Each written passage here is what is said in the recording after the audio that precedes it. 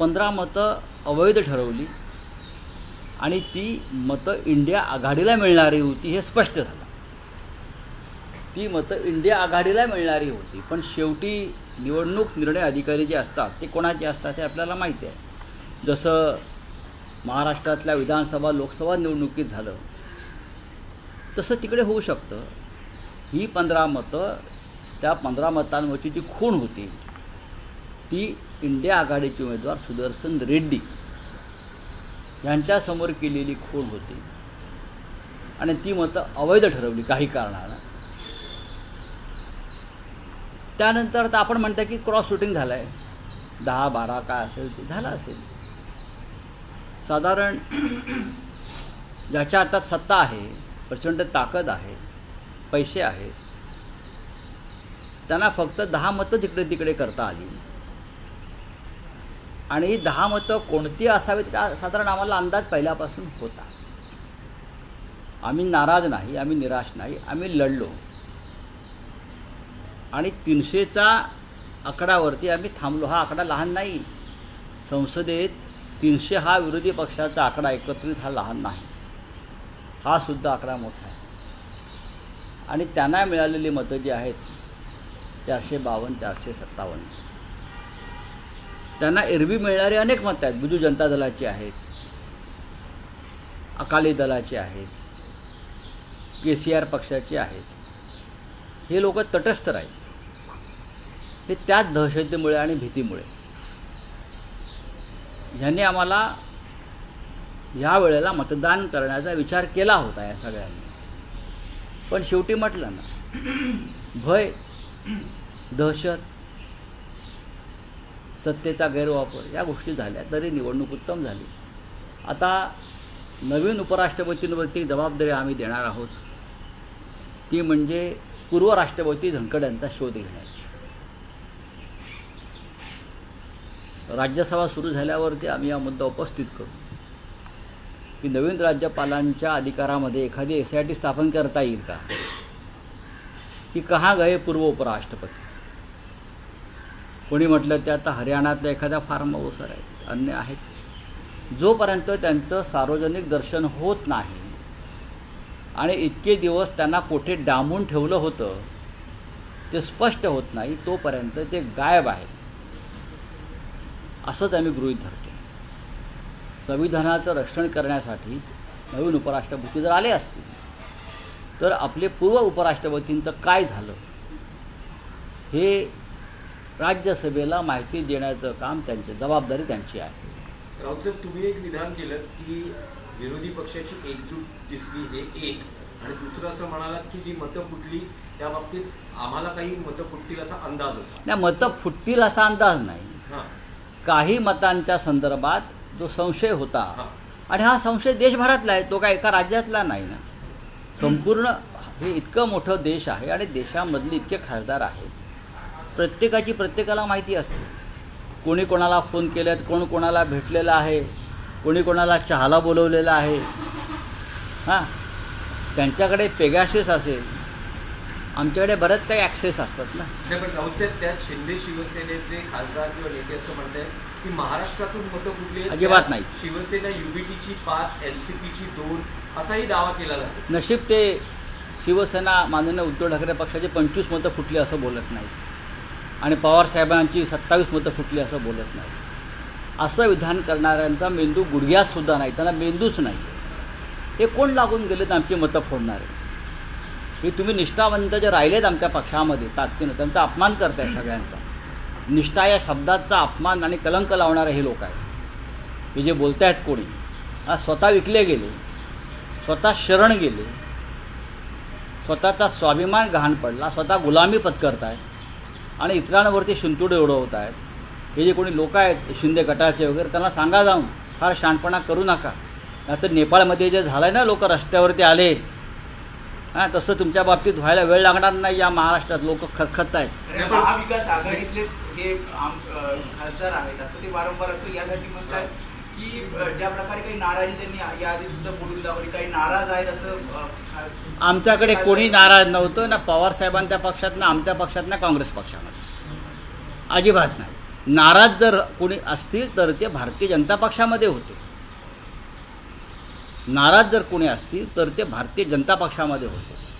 पण प्रत्येकाची मतं प्रत्येकाला पडलेली आहेत, इतकंच मी सांगतो. नाही, पण यावर फडणवीसांची अशी प्रतिक्रिया आहे, ते असं म्हणतात की वातावरण तयार करून तोंडावर पडायचं अशी विरोधी कोणीही पक्षाची अवस्था आहे. एनडीएची मतं फोडू असं सांगितलं, मात्र त्यांना स्वतःचीही मतं राखता आली नाही असं त्यांनी म्हटलं. देवेंद्र फडणवीस यांनी महाराष्ट्रात स्वतःचं स्थान सांभाळावं. सध्या कोणी असं बोललं नाही की आम्ही एनडीएची मतं फोडू. एनडीएमधलं वातावरण चांगलं नाही आणि एनडीएला मिळणारी मतं तटस्थ राहिली. एनडीएला एरवी मिळणारी BJDची मतं, बिजू जनता दलाची मतं, त्यानंतर अकाली दलाची मतं, KCR पक्षाची मतं ही तटस्थ का राहिली याच्याविषयी बोला. जी तुम्हाला मिळणारी कायम संसदेच्या प्रत्येक मतदानामध्ये गेल्या अनेक वर्षामध्ये सर्व मतं भारतीय जनता पक्षाला पडली. अनेक क्रुशल बिलं जेव्हा आली तेव्हा ही सगळी मतं भारतीय जनता पक्षाच्या बाजूने पडली. ती मतं तुम्हाला मिस्टर फडणवीस यावेळेला तुम्ही घेऊ शकला नाहीत. ह्याच्यावर जर आपण मत व्यक्त केलं तर बरं होईल. साहेब, तुम्ही निष्कर्ष तर काढला असेल, कारण 15 अवैध म्हणतात तुम्ही मतं पडली, आमची तर पण- क्रॉस ही- वोटिंग झाली आहे की नाही? 15 अवैध मतं जी आहेत त्याच्या समोरच्या फुल्या या सुदर्शन रेड्डी यांना पडलेल्या आहेत. म्हणजे 315 झाली. आमची तेवढीच मतं आहेत. आमची मतंच तेवढी आहेत. आपण ते संपूर्ण गणित दोन्ही सभागृहांचं केलं तर आमच्या मतांचा आकडा त्यापेक्षा जास्त नाहीच. आम्ही एकसंघ आणि एकजूट राहिलो. नाही, पण राऊतसाहेब तुम्ही जे म्हणतात की संशय होता, मतं फुटली, काही आहेत. अंदाज होता, तर ही जी मतं फुटली आहेत त्या बाबतीत इंडिया अलायन्समध्ये काही मंथन होणार आहे का, किंवा काही क्रॉस वोटिंग आणि माहिती मतं घेतली जाणार आहे फुटणं का, नेमकी काही गरज मतं नाही. कशी फुटली? काहीही गरज नाही. काहीही त्याची गरज नाही. निवडणूक झालेली आहे. आम्ही आमच्या कामाला लागलेलो आहोत. काल गणेश नाईकांनी ठाण्यामध्ये मेळावा घेतला आणि त्याच्यात असं म्हटलं की रावणाच्या अहंकाराचं दहन करायचं आहे आणि ठाण्यात सत्ता आणायची आहे. पुन्हा एकदा कलगीतुरा पाहायला मिळतोय. आता हा त्यांचा पक्षातला अंतर्गत विषय आहे. देवेंद्र फडणवीस यांनी त्याच्यावर लक्ष घातलं पाहिजे.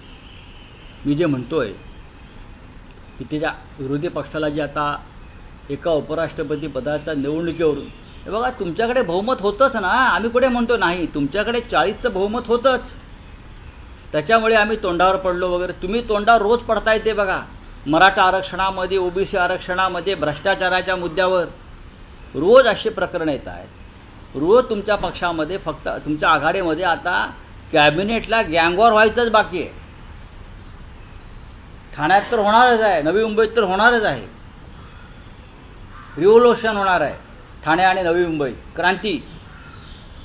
ठाण्यात आणि नवी मुंबईमध्ये गणेश नाईक क्रांतीची मशाल घेऊन उभे आहेत. आम्हाला माहिती आहे काय होणार आहे. Revolution Nepal style. तेच साहेब, नेपाळचा विषय काढला. काल तुम्ही एक ट्विट केलं आहे. तुम्ही म्हटलं की नेपाळमध्ये जी आज परिस्थिती आहे ती अन्य देशातही घडू शकते. नेमकं तुम्हाला काय म्हणायचंय? तुम्हाला काय ऐकायचं? जे तुम्ही सांगणार ते आम्ही ऐकणार. आपको क्या सुनना है मेरे से? मत ते देखिए, नेहमी अपेक्षित असतं. नेपाल भारत का एक सीमावर्ती ऐसा देश है जो बिहार से सटा है, जो वेस्ट बंगाल से उनसे बहुत सा एक भाग है, वो वेस्ट बंगाल से भी जुड़ा हुआ है, थोड़ा यूपी से भी जुड़ा हुआ है. ये आग जो है, जो नेपाल में लगी है देश के सीमा पर, और हिंदुस्तान में 75 लाख 75 लाख नेपाली भी रहते हैं. ये आग जो है वो करप्शन के खिलाफ है. ये आग जो है नेपाल में लगी है ये तानाशाही के खिलाफ है. और ये आग सरकार, मंत्री और मंत्रियों के बेटे जो फॉरेन विदेश में जो है ना, उनके खिलाफ भी है. मंत्रियों को सड़क पर पकड़ कर लोगों ने मारा है, घर जलाए हैं. भारत की स्थिति भी ठीक नहीं है. ये ऊपर सब दिखा रहे हैं. लोग अंदर अंदर बहुत अस्वस्थ और असंतोषी है. तो सबको सावधान रहना चाहिए. मैं इतना ही कहूँगा. कभी क्या होगा, देखिए बांग्लादेश में हो गया, नेपाल में हो गया, म्यांमार में हो गया, श्रीलंका में हो गया, पाकिस्तान में तो होता ही रहता है. हमारे जो विदेश, नेपाल कभी हमारा मित्र था. नेपाल भारत को हमारा बड़ा भाई मानता था. भूटान भारत को बड़ा भाई मानता था. लेकिन जब नेपाल और भूटान पर संकट आया तो ये बड़ा भाई उनके साथ खड़ा नहीं रहा. ये हमारे विदेश नीति का फेल्यूर है. समझा? इसके लिए मैं कहता हूँ यहाँ का भी युवा जो है आज आपको शांत दिख रहा है, वो बेरोज़गार है, उसकी बहुत समस्या है। ये मोदी प्रधानमंत्री जी हमारे 80 करोड़ लोगों को मुफ्त में राशन देता है, उसका मतलब क्या है? ये लोग गरीब आज भी है, 10 किलो राशन पर जी रहे हैं। नेपाल की हालत भी ऐसे ही है, ऐसी थी। और आप लोग भारत में भी यहाँ से पूरा पैसा विदेश में जा रहा है। हाँ, किसका बेटा दुबई में बैठा है, किसका बेटा सिंगापुर में बैठा है, किसका बेटा और कहाँ बैठा है। हाँ, कोई क्रिकेट का चेयरमैन बन गया, क्या है? उसके खिलाफ असंतोष नेपाल में बढ़ रहा है। और ये चिंगारी भारत में अगर आती है तो भारत बड़ा देश है, लोकतंत्र है, लेकिन भारत आज तक जो बचा है वो सिर्फ यहाँ महात्मा गांधी का जन्म हुआ था और गांधी को आज भी देश मानता है, इसलिए ये लोग बचे हुए। आप गांधी को कितने भी गाली दीजिए मोदी जी, लेकिन आप जो बचे हैं ना, आपकी सरकार, वो सिर्फ गांधी विचार की वजह से बचे हैं। डोनाल्ड ट्रंप और प्रधानमंत्री का कन्वर्सेशन एक बार फिर क्रॉस वोटिंग हुई है। देखिए, क्रॉस वोटिंग की बात कौन कर रहा है?